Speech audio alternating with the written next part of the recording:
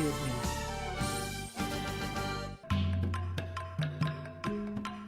Perompat, Suara Budaya Sumatera Selatan.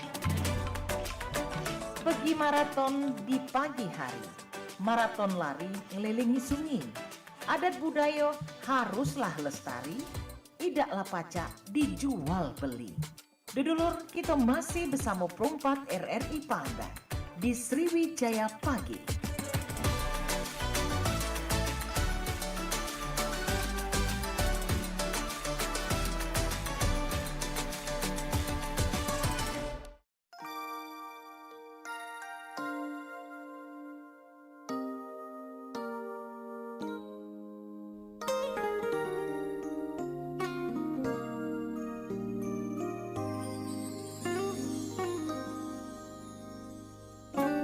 Iya baik, selamat pagi, Assalamualaikum warahmatullahi wabarakatuh. Mance bicek dulur-dulur, dimanapun berada, apa kabarnya untuk di kesempatan pagi ini di edisi Minggu tanggal 15 Desember 2024. Dan pecah biasa di Perompat FM Palembang, kalau di jam 9 sampai jelang kaget di jam 10 siang, kita kembali di program obrolan komunitas. Dimana pecah biasa kita bakal ngundang kawan-kawan komunitas ataupun juga forum yang ada di Palembang, bahkan Sumatera Selatan untuk kita ajak ngobrol sama-sama terkait dengan kegiatan mereka yang dijalani ya. Dan kali ini Kulo sudah kedatangan, ini ada 3 narasumber, kawan-kawan perwakilan dari komunitas Sahabat Juang Indonesia. Langsung kita sapa, selamat pagi, Assalamualaikum. Waalaikumsalam warahmatullahi wabarakatuh. Bagaimana perjalanannya ke Perompat tadi, hujan? Alhamdulillah berhenti. Alhamdulillah berhenti, tahunian dia ya. Ketika Cik Resti dan juga kedua sahabatnya juga nak berkunjung ke Perompat, hujannya langsung stop nih. Alhamdulillah. Ini mendukung langkahnya untuk memberikan banyak informasi terkait dengan semangat kawan-kawan di Sahabat Juang Indonesia.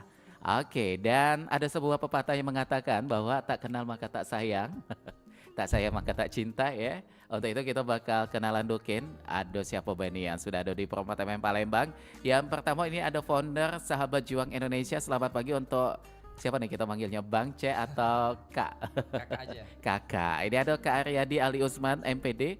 Sehat ya Kak ya? Alhamdulillah sehat. Alhamdulillah. Dan juga kayaknya semangat nih. Luar biasa. Luar biasa. Pokoknya kalau kita lihat Kak Aryadi ini saban tahun ke tahun, hari ke hari, pancaran semangatnya tuh luar biasa nih. Dengan segala kepadatan rutinitas yang dilaksanakan. Tapi untuk Sahabat Juang ini tetap di nomor satukan juga ya. Oke baik. Dan juga Kak Aryadi sebagai founder ini tidak datang dewean, di Rewangi juga ada 2 rekannya yang di sebelah kanannya Dokin nih. Kita kenalan ada Kak Safrawi. Iya Kak. Bener ya? Iya bener. Ini sebagai pejuang Sahabat Juang Indonesia. Sehat juga nih Kak Safrawi? Alhamdulillah sehat Kak. Alhamdulillah. Pokoknya kalau kita sehat tuh segala gawe pasti lancar ya. Iya, sekali. Banyak duit, tapi kalau kita udah sehat, cak mana tuh? Guling. Jadi terguling baik. Duitnya udah berjalan ya. Iya. Oke baik, dan kali ini yang paling cantik di Perompat nih. Masya Allah. Karena satu-satunya biceknya. Ini ada Mbak Resti Oktarina ST. Selamat pagi juga Mbak Resti. Pagi. Assalamualaikum. Waalaikumsalam. Semangatnya sama nih, semangat galau nih. Kalau Mbak Resti ini sebagai bendahara Sahabat Juang Indonesia ya. Insya Allah. Luar biasa. Nah ini kita sudah kenalan dengan ketiga narasumber kita dan kita pengen tanya kabar. Apa kabar Sahabat Juang Indonesia untuk saat ini? Alhamdulillah. Alhamdulillah Baik-baik bersyukur saja. ya. Alhamdulillah baik-baik saja ya. Insya Allah lebih baik lagi. Oh, insya Allah. Apalagi sudah di penutup tahun ini, kayaknya programnya sudah mau habis nih 2024. Karena sebentar lagi kita mau akan ada oprek gitu. Ada opretnya juga. Ini salah satu program untuk di 2025 ya.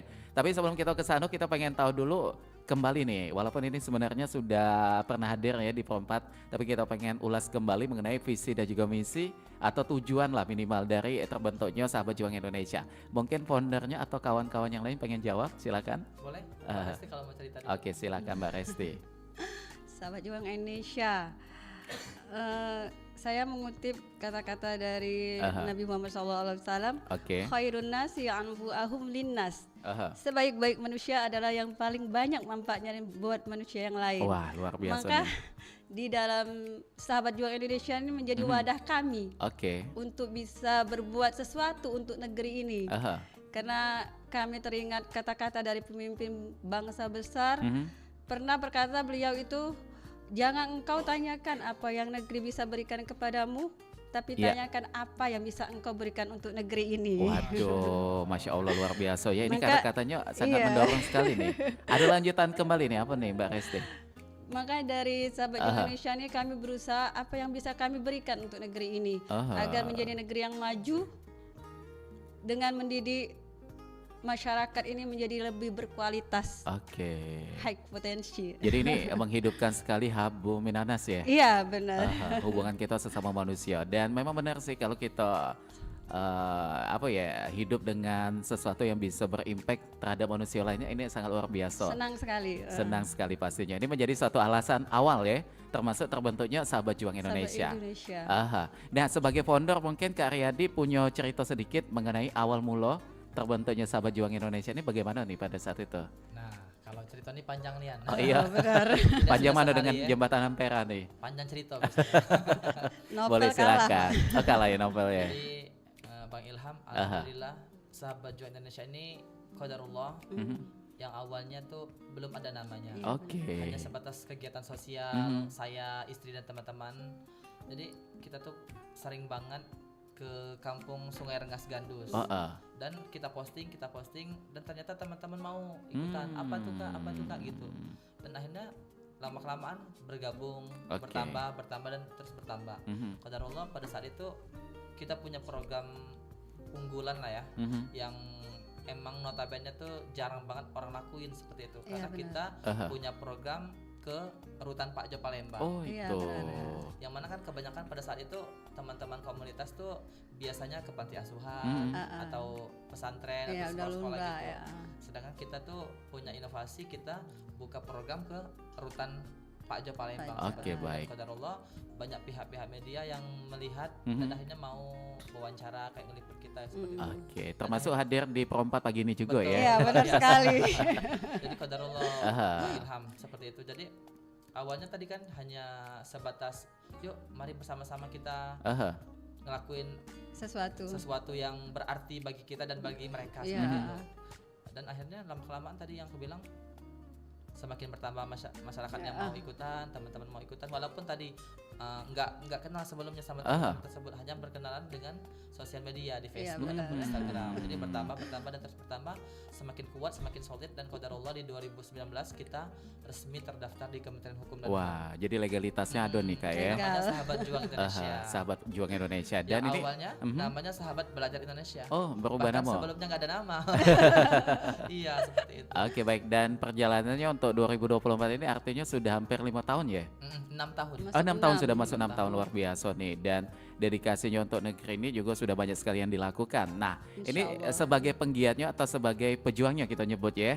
Ada juga ini yang hadir, ada Mas Safrawi. Ini kita pengen tahu alasan awal bergabung ke Sahabat Juang Indonesia ini apa nih pada saat itu?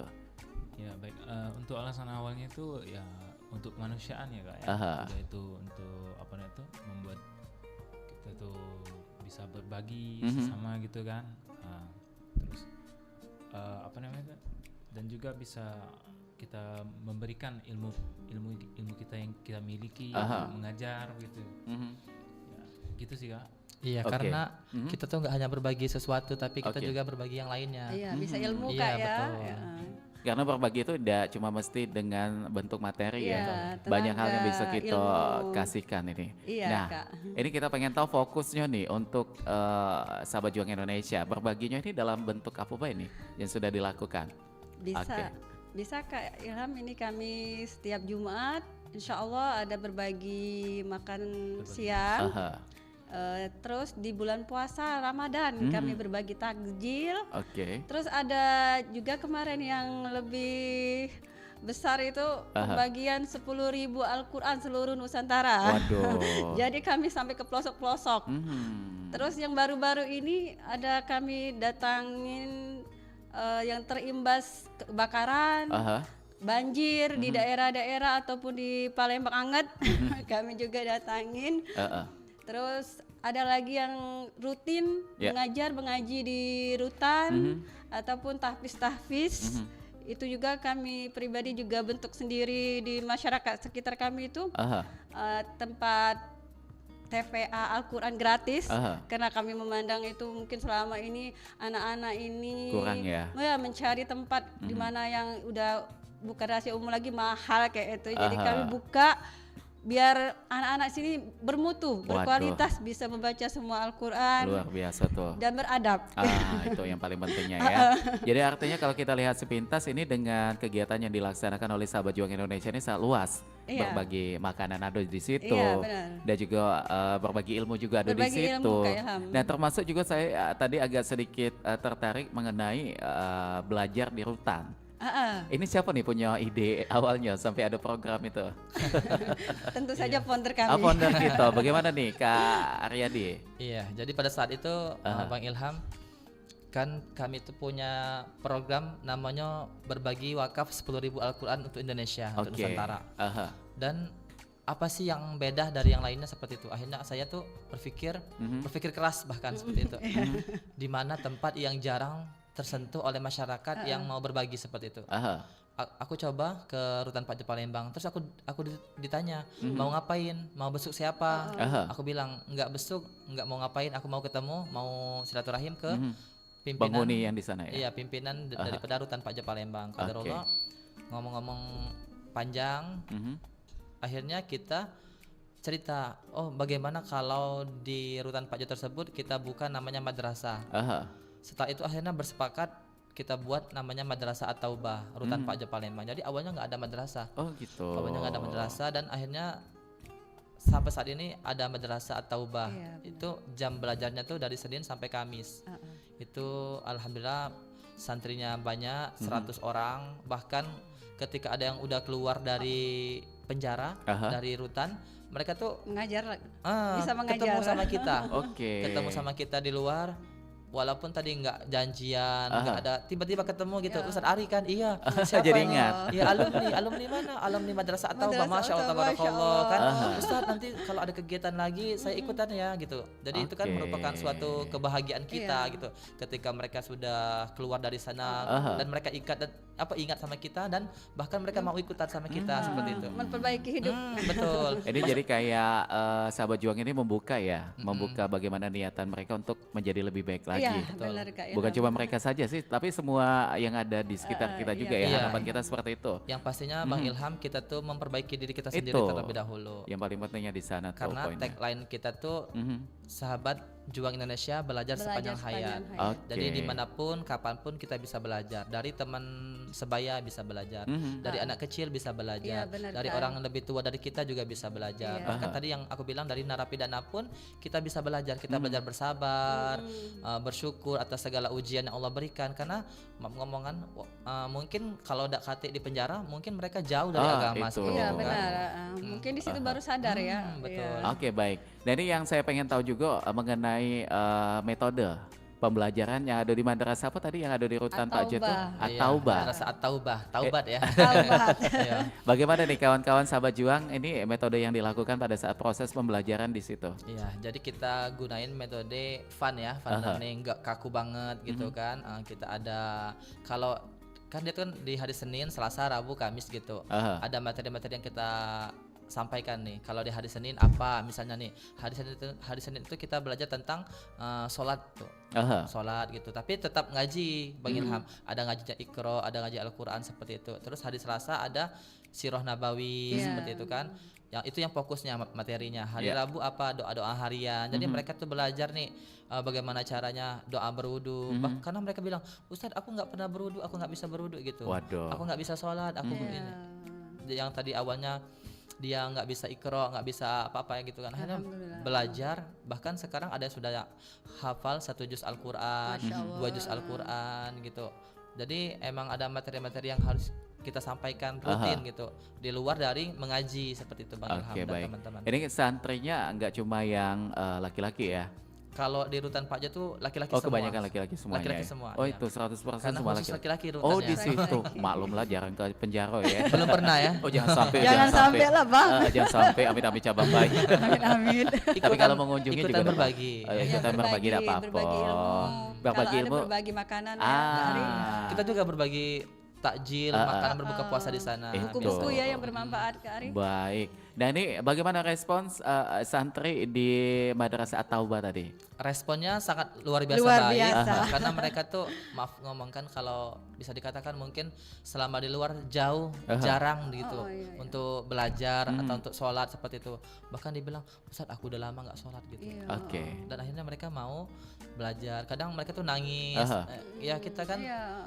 mereka curhat cerita. Mungkin udah lama nggak dibesuk oleh keluarganya atau bahkan mungkin dilupakan. Udah bertahun-tahun di sana Perlu kan. tempat mungkin untuk curhat ya Ustaz. Betul. Jadi kadang aku walaupun udah selesai ngajar, mereka mau cerita, Masih aku dengerin duduk. dulu gitu. Iya. Karena kan jam ngajarnya tuh kan dari namanya 13.30 sampai asar berjamaah. Oh, jadi lumayan lama juga, lumayan panjang ya. Karena emang banyak santrinya dan tadi emang kita ada materi kita sampaikan di hari Senin ngapain, di hari Selasa ngapain gitu dan murojaahnya juga dan hafalan-hafalan dia setoran hafalan juga gitu. Jadi emang fokus namanya juga madrasah ya, bukan hanya sekedar kayak ngaji-ngaji biasa. Jadi emang kita benar-benar lebih kalau ke ini ya, heart to heart juga ada di sana tuh. betul. Kalau mereka keluar nanti mereka punya bekal dan mereka tuh udah percaya diri, Ya, benar. berikan bukti bahwa mereka benar-benar sudah bertaubat, sudah berubah seperti itu. Dia lebih dekat dengan Tuhan Kayak menjadi ya, Kak, ya. pribadi yang baru lagi ya, Betul. pribadi yang lebih baik lah, Iya. begitu. Oke baik, dan ini kan artinya interaksi langsung ketika terjun ke lapangan nih teman-teman sahabat Juang Indonesia. Iya. Ada tadi kayak disampaikan oleh foundernya mengenai ada curhatan juga di situ, dan juga banyak hal yang bisa dilihat ya, yang selama ini mungkin banyak yang belum tahu ya bagaimana keadaan seseorang ketika lagi dalam situasi yang sangat terpuruk, dan ketika kita kunjungi menghadirkan sebuah senyuman itu luar biasa sekali untuk kita yang mampu menghadirkan senyuman di situ. Nah, saya pengen tahu mengenai satu momen, masing-masing pasti punya